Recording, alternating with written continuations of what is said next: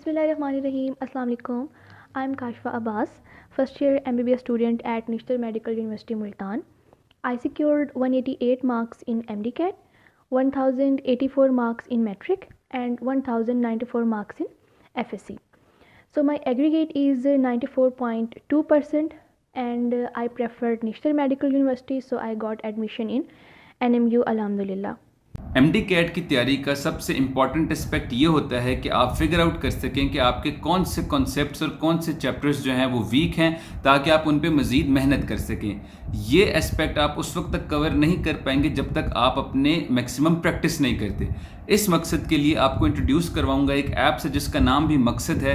इस ऐप पे आपको मिलेंगे टोटल ऑफ 6000 प्लस MCQs, जिनकी आपको साथ साथ वीडियो सोल्यूशंस भी देखने को मिलेंगे, और ये वीडियो सोल्यूशंस एक्सपीरियंस टीचर्स की तरफ से होंगे। अगर आपको कोई चैप्टर समझ नहीं आता तो आप लोग इनका क्रैश कोर्स यूट्यूब पे फॉर फ्री भी चेक कर सकते हैं। अगर आप MCQs तक एक्सेस चाहते हैं तो आपको सिर्फ और सिर्फ 3000 रुपीज़ पे करने पड़ेंगे, जो कि आप जैज़ कैश, ईजी पैसे, डेबिट कार्ड से कर सकते हैं। अगर तो आप चाहते हैं कि आप मैक्सिमम प्रैक्टिस करें, अच्छे नंबर स्कोर करें और ultimately king Edward medical university में एडमिशन लें, तो डिस्क्रिप्शन या पिन्ड कमेंट में दिए हुए लिंक पर क्लिक करें और मकसद की ऐप डाउनलोड करके उसका मैक्सिमम फ़ायदा उठाएं। तो MDCAT गाइडेंस स्टार्ट करते हैं। MDCAT में अच्छे मार्क्स स्कोर करने के लिए और मेडिकल कॉलेज में एडमिशन लेने के लिए आपको 4 चीज़ें सामने रखनी पड़ती हैं। Number 1 is hard work. मेहनत के बगैर आप अपना गोल अचीव ही नहीं कर सकते, और मेहनत करने का मतलब ये है कि आप अपना पूरा टाइम और अपनी तमाम एबिलिटीज़ अपने गोल को अचीव करने के लिए सर्व कर दें, और बाकी तमाम एक्टिविटीज़ को साइड पे रख दें और अपना पूरा फोकस सिर्फ अपने गोल को अचीव करने के पर रखें। Second factor is faith in Allah. मेहनत करना आपके हाथ में है और उसके बाद कामयाबी देना अल्लाह ताला का काम है।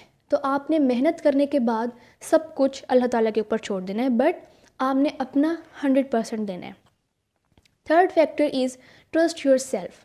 आपको इस बात का यकीन होना चाहिए कि आपके अंदर पोटेंशियल है, आप कर सकते हैं। क्योंकि अगर आप अपने माइंड में ये रखेंगे ना कि ये एक डिफ़िकल्ट टास्क है और आप नहीं कर सकते, तो फिर वो आपके लिए डिफ़िकल्ट हो जाएगा। और अगर आप अपने माइंड में ये रखते हैं कि ये एक ईजी टास्क है और आप इसको ईजिली कर सकते हैं, तो फिर आप उसे वाकई ईजिली अचीव कर लेंगे। And fourth factor is ignore negativity. आप लोग जब MDCAT की प्रिपरेशन करते हैं तो बहुत से नेगेटिव लोग होते हैं जो आपको डिमोटिवेट करने की कोशिश करते हैं। तो तमाम किस्म की नेगेटिविटी को इग्नोर करें और सिर्फ पॉजिटिव रहें और मोटिवेटेड रहें।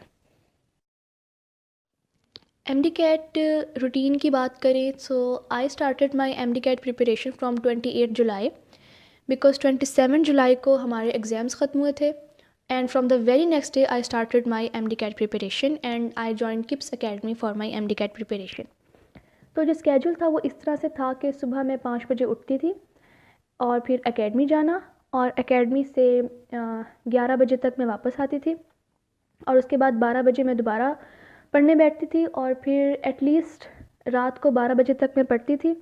और अगर कभी ज़्यादा काम होता था या कोई बड़ा टेस्ट प्रिपेयर करना होता था तो मैं 12 बजे से आगे भी पढ़ती रहती थी जब तक मेरा काम कंप्लीट नहीं हो जाता था। सो बिल्कुल यही रूटीन रही मेरी पूरे 2 मंथ्स, और 28 सितंबर को मेरा MDCAT था। और अगर ब्रेक की बात करें तो मैं सिर्फ़ और सिर्फ नमाज के लिए ब्रेक लेती थी, और उसके बाद दोबारा मैं अपनी पढ़ाई स्टार्ट कर देती थी। अब बात करते हैं स्टडी मटेरियल की कि मैंने MDCAT की प्रिपरेशन के लिए कौन कौन सी बुक्स यूज़ की।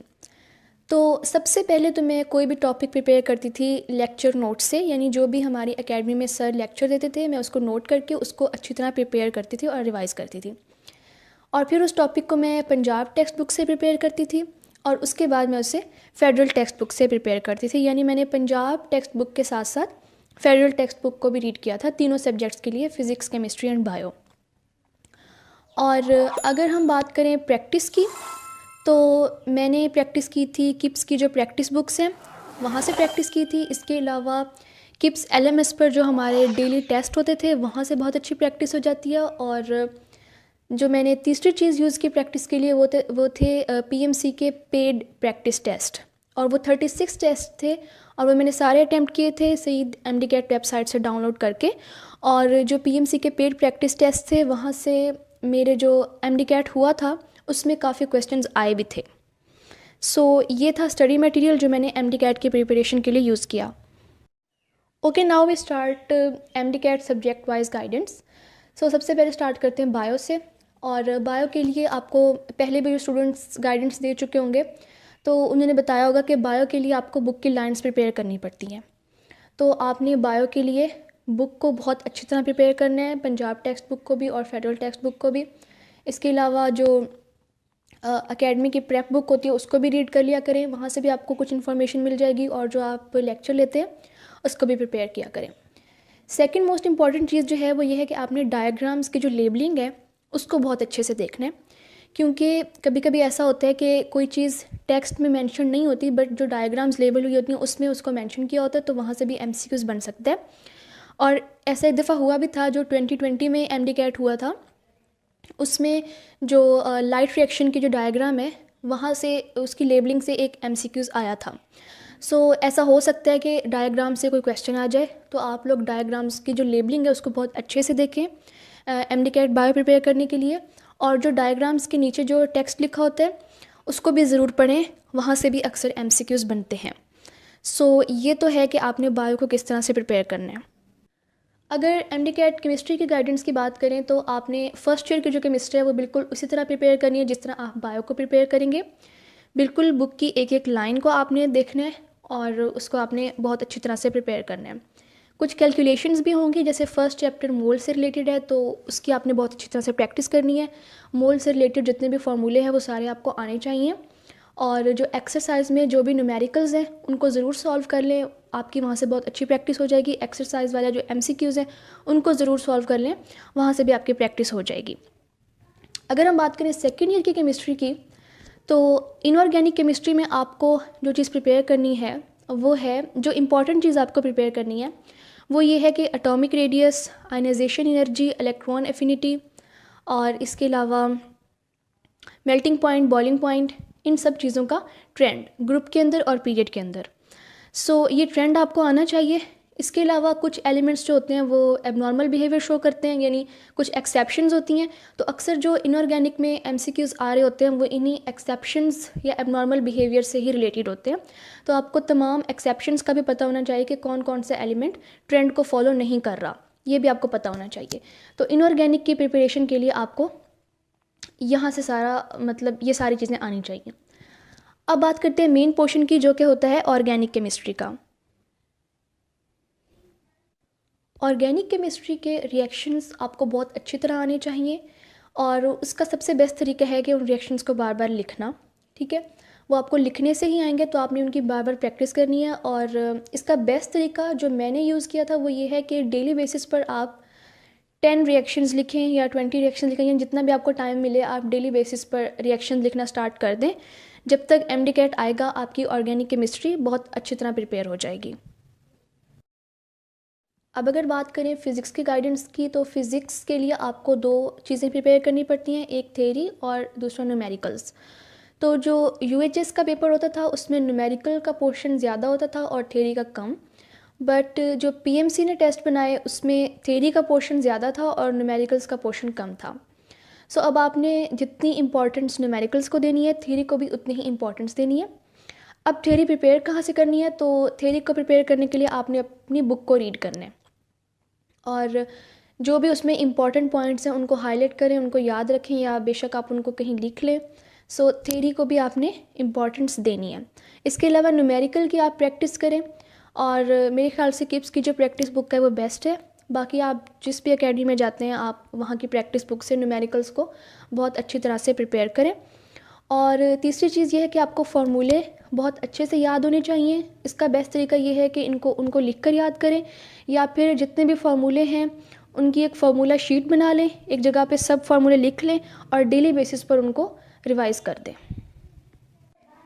इंग्लिश की प्रिपरेशन करने के लिए आपको जितने भी बेसिक रूल्स हैं related to noun, pronoun, verb, preposition etcetera, वो सारे आपको आने चाहिए। इसके अलावा जो PMC के जो MD-CAT हुए जितने भी, उन सब में जो एक बात दिख गई वो ये कि PMC ने ज़्यादा फोकस किया था टाइप्स ऑफ सेंटेंस और टाइप्स ऑफ टेंसेस के ऊपर। कि फॉर एग्जांपल आपको एक सेंटेंस दे दिया जाता है और फिर ऑप्शंस होते हैं कि आप ये बताएं कि ये कौन सा सेंटेंस है, यानी ये सिंपल है, कम्प्लेक्स है या कंपाउंड है। इसके अलावा कोई आपको सेंटेंस दे दिया जाता है और फिर आपसे पूछा जाता है कि इसमें कौन सा टेंस यूज़ हुआ है, यानी present indefinite, past indefinite, present continuous, यानी जितने भी टेंसेस हैं वो आपको सारे आने चाहिए। और टाइप्स ऑफ सेंटेंसेस का जो कॉन्सेप्ट है वो भी आपका क्लियर होना चाहिए। इसके अलावा प्रेपोजिशन के ऊपर भी काफ़ी फोकस किया गया था, तो आपने प्रेपोजिशन को भी याद करना है। अगर मैं इंग्लिश की प्रिपरेशन के लिए आपको बुक बताऊं तो मेरे ख्याल से जो किप्स की प्रेप बुक है इंग्लिश के लिए, जो 2021 में जो न्यू एडिशन आया था, वो बेस्ट है। और इसके अलावा कुछ स्टूडेंट्स केमिकल ग्रामर भी रेकमेंड करते हैं, बट मेरे ख्याल से किप्स की जो प्रेप बुक है वो इनफ है। और अगर हम लॉजिकल रीजनिंग की बात करें तो उसके 10 MCQs होते हैं। और अगर आपको आइडिया लेना है कि किस तरह के क्वेश्चंस आते हैं MD-CAT में लॉजिकल रीजनिंग के, तो आप जो PMC के पेड टेस्ट हैं वहाँ लॉजिकल रीजनिंग का पोर्शन देखें तो आपको आइडिया हो जाएगा अच्छी तरह कि किस किस्म के MCQs आते हैं। इसके अलावा एक लास्ट टिप मैं आपको ये दूंगी कि अक्सर स्टूडेंट्स पूछते हैं कि फ़ेडरल टेक्स्ट बुक को इतने कम टाइम में हम किस तरह से प्रिपेयर करें। तो उसको प्रिपेयर करने का एक बेस्ट तरीका ये है कि आप जब फेडरल टेक्स्ट बुक को पहली दफ़ा रीड करें तो उन पॉइंट्स को हाईलाइट कर लें जो कि पंजाब टेक्स्ट बुक में नहीं है मेंशन, क्योंकि आपको अंदाज़ा हो जाएगा कि ये बातें आपकी पंजाब की बुक में मेंशन नहीं है। उनको हाईलाइट कर लें और उसके बाद जब भी आप दोबारा फेडरल बुक्स को पढ़ें तो सिर्फ उन हाईलाइटेड पॉइंट्स को ही रीड करें। इससे आपका टाइम काफ़ी सेव हो जाएगा और शॉर्ट टाइम में आप फेडरल बुक्स को भी कवर कर लेंगे। और एक और चीज़ जो कि मैं आपको बताना चाहती हूँ वो ये कि MD-CAT में अच्छा स्कोर करने के लिए रिवीजन बहुत इंपॉर्टेंट है, क्योंकि सिलेबस काफ़ी बड़ा होता है। तो अगर आप रिवाइज़ नहीं करेंगे साथ साथ तो फिर आप MD-CAT से एक दिन पहले आपके पास काफ़ी ज़्यादा चीज़ें हो जाएंगी जिनको आपने रिवाइज़ करना होगा। रिवीजन भी आप साथ साथ किया करें। इसके अलावा अगर स्ट्रेस डिप्रेशन की बात करें तो ये एक बहुत कॉमन चीज़ है MD-CAT के स्टूडेंट्स में कि प्रिपरेशन के दौरान आपको स्ट्रेस भी होती है, डिप्रेशन भी होता है। तो इसको हैंडल करने का जो बेस्ट तरीका है वो है नमाज़ पढ़ें और दुआ करें, और इससे आपको फ़ील होगा कि आपकी स्ट्रेस कम हो रही है, आपका डिप्रेशन ख़त्म हो रहा है। सेकंड जो चीज़ है वो ये है कि जब भी आपको डिप्रेशन हो आप उन लोगों से बात करें जो आपको मोटिवेट करते हैं, आपको इनकरेज करते हैं, like your parents, your sincere friends, your siblings and your teachers as well. तो MD-CAT की गाइडेंस यहाँ पर एंड होती है। आपका कोई भी MD-CAT से रिलेटेड क्वेश्चन है तो आप कमेंट्स में ज़रूर पूछें। इसके अलावा MD-CAT और FSC की गाइडेंस के लिए आप मेरा यूट्यूब चैनल भी चेक करें, डॉक्टर बाय चॉइस के नाम से, जिसका लिंक आपको डिस्क्रिप्शन में मिल जाएगा। जज़ाकल्लाह, अल्लाह हाफ़िज़।